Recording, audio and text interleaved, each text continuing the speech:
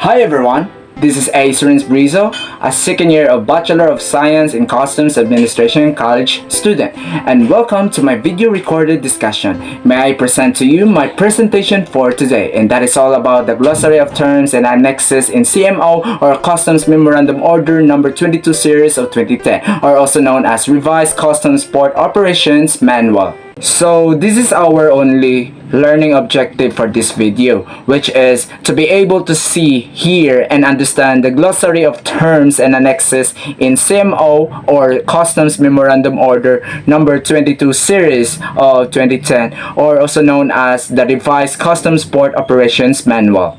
So at the end of this video, you can rest assured that you will have grasped all of the concepts that I outlined earlier. So now, without any further ado, let's get started.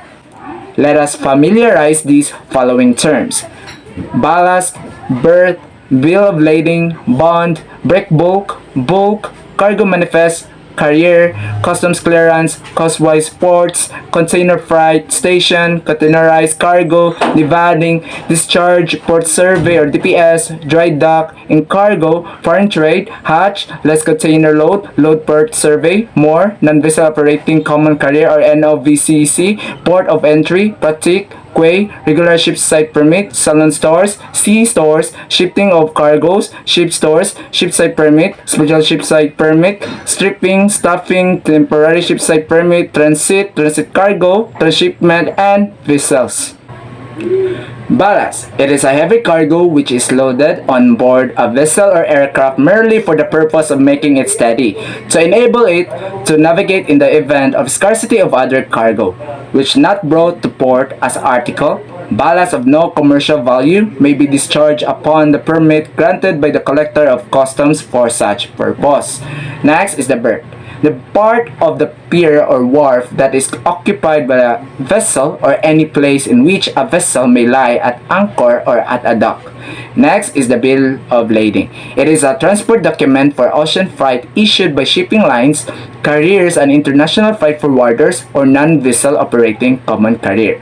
Next is the bond. It is an instrument designed chiefly to guarantee the integrity and honesty of the principal, his ability, financial responsibility, and his compliance with law or contract, a guarantee of performance. It is an agreement whereby one party, called the surety, obligates itself to a second party called the obligee to answer for the default of a third party called the principal.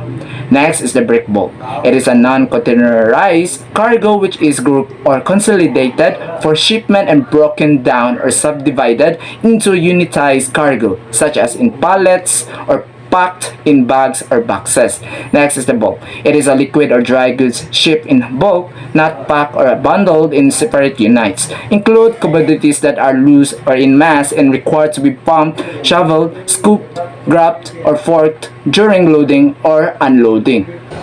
Cargo manifest. It is a declaration of the entire cargo, the object of which is to furnish the customs officers with a list to check against, to inform our revenue officers what goods are being brought into the country, and to provide a safeguard against goods being brought into this country on a vessel and then smuggled ashore.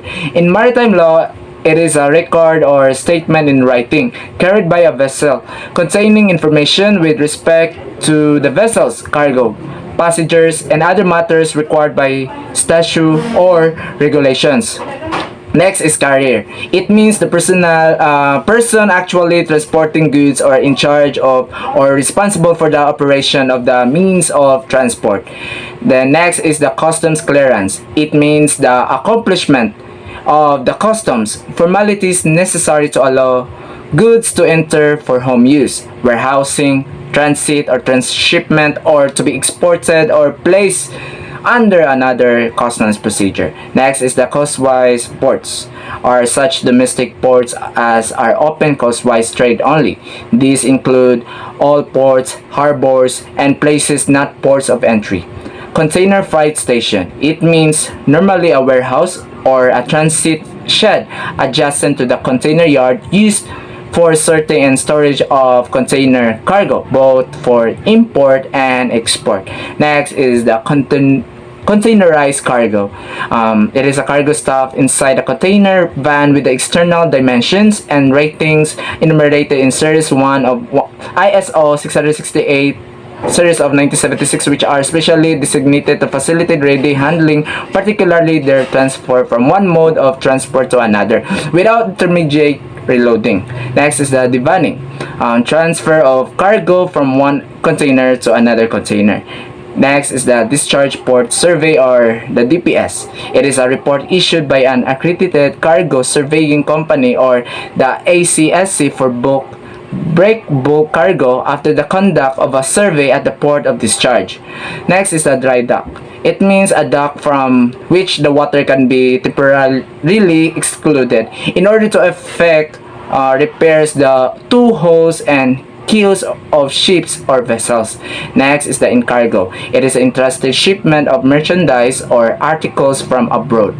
Next is the foreign trade. It is the commercial interchange of commodities between different countries. Export and import trade. It is synonymous with the term foreign commerce, which is the trade between individuals or legal entities in different countries. Next is the hatch. It is an opening in ship's deck through which cargo can be lowered. Next is the less container load.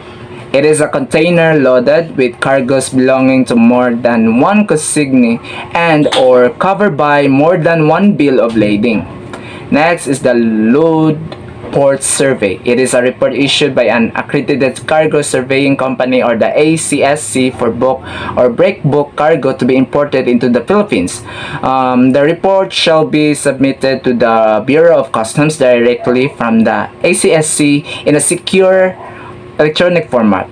Next is the moor. It means to secure a vessel alongside the berth by means of mooring ropes. Next is the non-vessel operating common carrier, or the NVOCC. It means a person, including an international freight forwarder, providing point-to-point international transport of shipments without operating or owning the means of transport or equipment. An NVOCC deals with the shipper and issues its own transport document. For example, the B or L or AW, even though it commonly subcontracts the different stages of transport to vessel, aircraft, and truck operators. Next is the port of entry. It is a domestic port open to both foreign and coastwide trade. The term includes principal ports of entry and sub-ports of entry. A principal port of entry is the chief port of entry of the collection district. Next is the protic. It is a permission granted by quarantine officials to a vessel or aircraft to hold intercourse with the port after the ship or aircraft has complied with port regulations. Next is the quay. It is a landing place or pier, usually of solid construction, where vessels berth to load or unload cargo. Next is the regular shipside permit. It required for all cargoes which belong to the categories of regular shipside cargoes under the existing regulations. Next is the salon stores. It supplies listed as such which are intended for sale on board a vessel or aircraft. Then next is the sea stores. It articles especially foodstuff such as food, wine, cigarettes for use or consumption only of the passengers and crew on board the vessel or aircraft upon its voyage. Next is the shifting of cargoes. Transferring of cargoes from vessel to vessel and vessel to dock, dock to vessel, hatch to hatch, and bay to bay. Next is the ship's stores. It consists of spare equipment such as chains, anchor, and the likes necessary for the safe navigation of ship. Next is the shipside permit. It is the authority issued by the collector of customs or his or her authorized representative for the customs inspector assigned on the vessel to allow the discharge of cargoes specified on the permit at shipside onto lighters underguard. Next is the special shipside permit. When cargoes do not belong to the regular shipside cargoes, the broker and or consignee has to get the authority from the collector of customs prior to the processing and approval by the entry processing division. Next is the stripping. It is unloading of all goods or cargoes from a container. Next is the stuffing. Filling a container with goods or cargoes. Next is the temporary shipside permit. It is a written authority to discharge cargoes at shipside onto lighter as per order of the collector of customs. Next is the transit. It means the customs procedure under which goods are transported under customs control from one customs office to another. Next is the transit cargo. Article arriving at any port from another port or place noted in the carrier's manifest and destined for transit or transshipment to another local port or to a foreign port. Transshipment, it means the customs procedure under which goods are transferred under customs control from the importing means of transport to the exporting means of transport within the area of one customs office, which is the office of both importation and exportation. Lastly, the vessels. It includes every sort of boat, craft, or other artificial contrivance used or capable of being used as means of transportation on water. So now, for this part, which is the Annexes of Customs Memorandum Order or the CMO number 22 series of 2010, or also known as the Revised Customs Port Operations Manual. So when we say annexes, it is to attach, append, or add, especially to something larger or more important. So we will be seeing a visual image of what actually looks like in terms of permits and clearances in CMO or Customs Memorandum Order number 22 series of 2010. So we have here general permit. When we say general permit, it means a permit suitable for use at facilities meeting eligibility criteria as specified in the permit. With a general permit, the discharge from a specific facility is acknowledged through a certificate of coverage issued to the facility. Also, we have here clearance of vessel to a foreign port. Clearance of customs inspector assigned on board.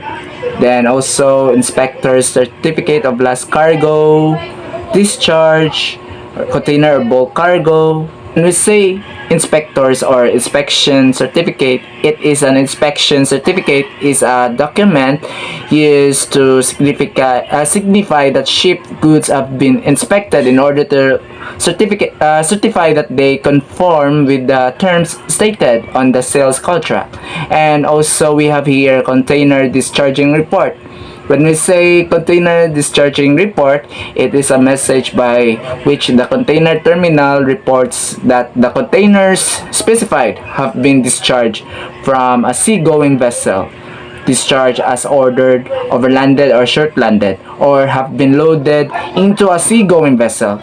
This message is part of a total set of container-related messages. And also we have here pier or shipside discharging report, then assignment order, checklist, out of entering vessel from a foreign port, out of master to manifest in clearance for a foreign port.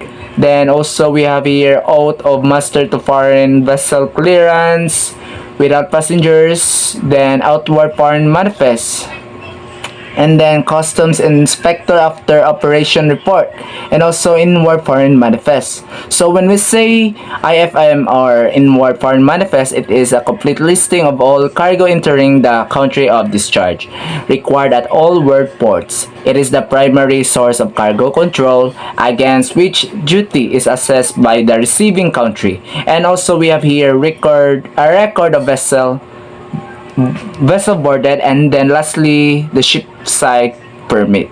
Okay, that's all the presentation that I have been discussed, which is all about the glossary of terms and annexes in Customs Memorandum Order number 22 series of 2010. So I hope all of you have learned something from this video.